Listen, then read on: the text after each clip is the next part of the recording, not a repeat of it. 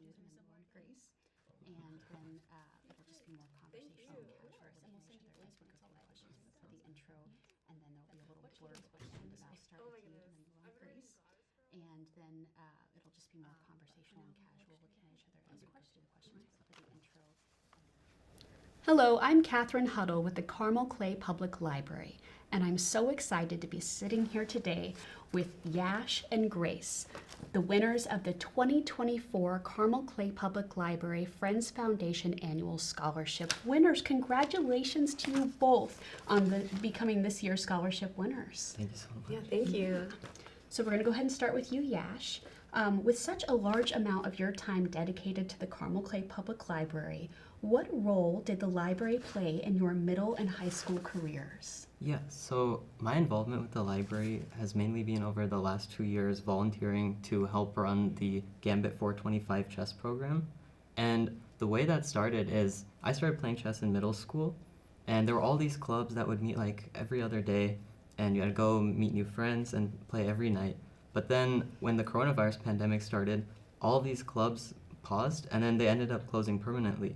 So when the pandemic eased up, I was devastated to see that all these clubs are shut down, and the nearest one was like an hour away with like an entry fee. So I wanted to make like a more accessible solution. So I partnered with Zach Reynolds at the Carmel Clay Public Library, and we started Gambit 425, and it's been going great so far. And like it's really played a huge role in like rebuilding the community here in Carmel for chess since the pandemic. And I have to tell you, working at the library, it's so exciting to hear little kids come in getting excited to play chess at the library. So thank you for all you've done for our community and for the library and the chess world. Yeah, it's cool. And Grace, what about you? So I would say my involvement also got a lot more in high school as well. I joined with Teen Library Council when I was, I think, a freshman, which was during COVID, so it was definitely a different type of year for the council. But as we moved to especially the new space at the main branch after the renovation, I became a lot more involved. I think the library especially has also helped me develop my skills, not just through my new role this last year as DML intern, but also through a lot of unofficial facets as well. Like I was really involved with newspaper over at the high school, also partially because I was really interested in that field in middle school. And so I would always come over here to take photos or do interviews, and I just saw how much the library impacted everyone else, and it started to impact me through all that, I guess. Well, we've been so happy having you here as an intern at our library's Digital Media Lab. So thank you for your service as well. All right, and how does the library scholarship fit into your plans for this fall? So this scholarship will help fund my education as I go on to Johns Hopkins, where I'll be studying cellular and molecular biology with the ultimate goal of becoming a research professor in the field. And I've reached out to the Johns Hopkins University Chess Club, and I'm already planning ways to help grow the engagement there and help rebuild the community, which is still recovering. That's a great idea. It's a great way to meet new people starting in a new school. Yeah, exactly. That's great. And what about you, Grace? I'll be going to IU, and I'll be studying business management and administration and marketing, and the Foundation Friends Scholarship, along with another scholarship, are really paying for almost half of my tuition at this point. So it's definitely kind of a load off my shoulders and my family's shoulders, especially because I want to go to grad school. So by helping fund, I know, both of our educations, you're really helping us in our plans for not just the next 4 years, but also even beyond that, which I think is just really amazing.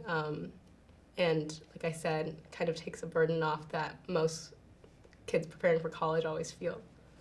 And what is your favorite memory from volunteering at the library, if you have one? Yeah, so it's always great coming and playing all these games, but the thing that really touches me is when I see all these programs, it's not just myself and Zach. We have high school members from the club who help volunteer, and it's just great seeing them start learning how to work with kids and develop a passion for mentoring. And I remember when I was first starting out and how fun it is to work with people and help them learn chess too. Yeah. I think I've really enjoyed getting to see behind the scenes for some of our big events, not just through helping plan with TLC, but also being a more active staff member when it comes to more DML oriented programs like the 3D Expo or That's NerdFest. huge. Those are both big. And yeah, exactly. I've been there as a photographer, I've been there as an attendee and a volunteer, but like being behind the scenes as the intern who's, helping run around, take photos or answering questions, it just shows how much work and how much effort is put into all these programs. So I think those two especially, with the turnout and how I got to feel really involved, I think were really special this last year. And we're so always appreciative because those large-scale events for the public, we utilize a lot of team volunteer help for that. It takes so many hands to pull those off. All right, Grace, you spoke a little bit of this already, that you have become an intern at our digital media lab. Do you have any thoughts on the difference between volunteering, you just spoke about this a little, versus working at the library as a paid intern? Honestly, because I was a volunteer before starting work here, it was really helpful in that transition because I already felt this involvement and dedication to the library, and it was just a different role that I was fitting into. I do think that as an intern, I just got to see, like I said, so much of the behind the scenes and the effort with all of that I could see how much the employees at the library really care about the public and how much they're putting into these programs or these workshops and all of that, and I got to help run some of them. So I think it's really special, but honestly, whether you're a volunteer or a staff member, you can see the effort put into everything. So either way, I think I've really been able to see the value of the library from both sides. That is wonderful. Now, Yash, as part of the Carmel High School Chess Club, you've hosted chess programs and you've taught chess to kids, teens, and adults. Do you have a favorite age group to work with to teach chess? So I think my favorite age group to teach would be like elderly, and the reason for that is because it's pretty like unique that I'm able to help teach them, but I also can learn from their experiences because they have like lived so many experiences, and it's cool. Like, I mean, with chess age, it's kind of just a number, and all these different backgrounds and interests from people, it's really unique to see that in chess. And yeah, all ages are great, but yeah, it's cool. If you've ever been at the library during one of these chess events, it's so cool to walk through and look through the glass in the window and see all these different multi-generational age groups really enjoying this and coming together. Right. And that's like one of my favorite things about the library. It's open to anyone and everyone, and like chess is like a universal language. Very cool. All right, what is the most important lesson you have learned while volunteering at the library? So, while working at the library, one thing I've learned is I've learned so much from all these different generations and all these different like backgrounds, and yeah, that's really like one of the biggest things I learned from working at the library, since it's open to everyone. Like when you work in the school chess club or in the district chess club, you're working with a certain type of people, but it's different. It's at the library, it's open to everyone. I think especially in the last year, I've learned how much I don't know, really. That's a good thing to know, though. Yeah, definitely keeping me self-aware. So at the DML, I think it's similar to Yash. There are just so many backgrounds of the people working here, there are people that have been in their fields for decades or just know so much more than I do, obviously. So I think as an intern, honestly, I did not understand when I was first applying just how valuable it would be to be around those types of people, those specialists in their field, because I've learned so much. I've learned so much about how much I don't know, like I was saying. Especially with photography, I've been taking photos for like 4 years now, but I just started my photography account partially because of what I've learned at the DML just about like seven months ago now. So through that, and I got my first personal camera from a coworker at the DML. I bought it from him. So I think, and I'm constantly asking more questions because I need to, and being able to be in a space where those questions are valued and listened to and answered, I think it's just crazy to me how fortunate I am to have that. And do you have any words of wisdom that you would share with teens who may be interested in volunteering at the library for the first time? Yeah, so I think that if you have any hobbies or interests, and you should see like where you can engage in the community with that. And the library is a wonderful place to do that because, like I've said, it's like open to everyone. And if it's not there, you shouldn't like feel bad about it. That's your opportunity to like start something new and get more people interested in that. Absolutely. It's true.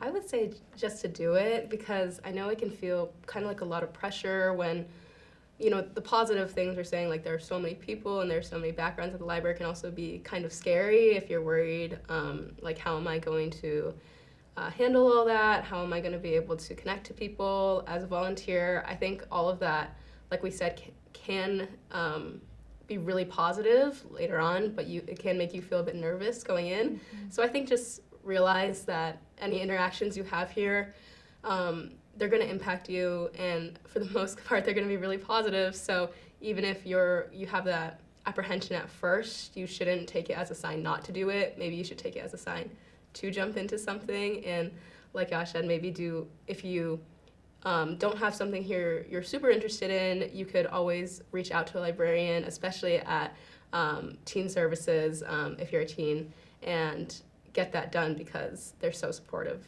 of young people here and all of our interests, and they want to hear what we have to say. Absolutely. All right. And do you remember, this is probably a long time ago, what brought you into the library for the first time?